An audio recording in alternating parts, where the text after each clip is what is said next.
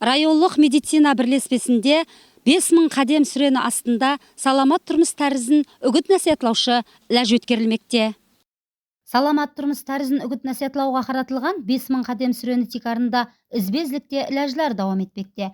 Бүгін со баслама шеңберінде районлық медицина жамааты майданға жиналып, пияда жүруге белсене қатнасты. Медицина бірлеспесі жамааты белсенділікпенен бүгінгі ләжға қатнасып атыртты. Сіз жасларға саламат тұрмыс тәрізін үгіт насихатлауда не деген болар едіңіз? Мойнақ районлық медицина бірлеспесінің қызметкерлері жамлескен алда 5000 қадем саламатлық үшін жүруге таяр тұрыпты.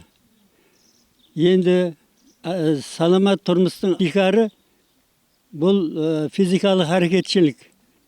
Ата-бабадан бұрыннан келтірген сөз бар. Ауру астан деген. О ауру астан екінші орынға шығып қалды. Физикалық харекетшілік бірінші орынға шығып кетті. Себебі не? Физикалық харекетшілік әмме дәрінің орнында жүруі мүмкін, бірақ дәрі қалған дәрілердің орнына жүре алмайды. Гиппократ айтып кеткен, физикалық харекетшілік денсаулық болуы мүмкін емес.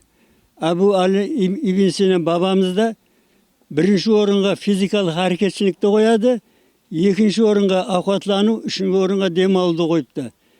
Енді физикалық харекетшілікке не кіреді? Жүру, жүгіру, жүзу, гимнастика істеу, йогамен заниматься ету, әмесі соған кіреді.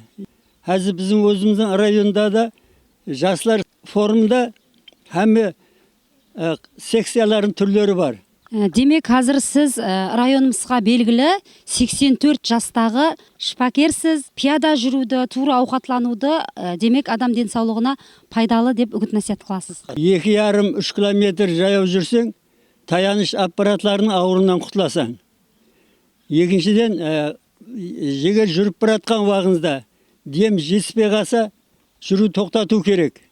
Жүрген уақытта мұрыннан демалып, ауыздан шығару керек болады. Қанегелердің тастихлауынша, тұрақлы пияда жүру инсан саламатлығын бекемлеп, жүрек қан тамыр системасы қызметін жақсылауда ахметлі орын тұтады. Сол себеплі бұндай ләжлар халық арасында физикалық белсенділікті арттыруға қызмет етпекте. Ітібарлысы, акцияда қатнасқан медицина қызметкерлері тек қана өз денсаулығы емес, ал жәмиет саламатлығы үшін да жауапкер екенлігін әмелде көрсетті. Мен Калузанова Зухра 23 жылдан бері Мойнақ медицина бірлеспесінде хамшира болып істеп келемен.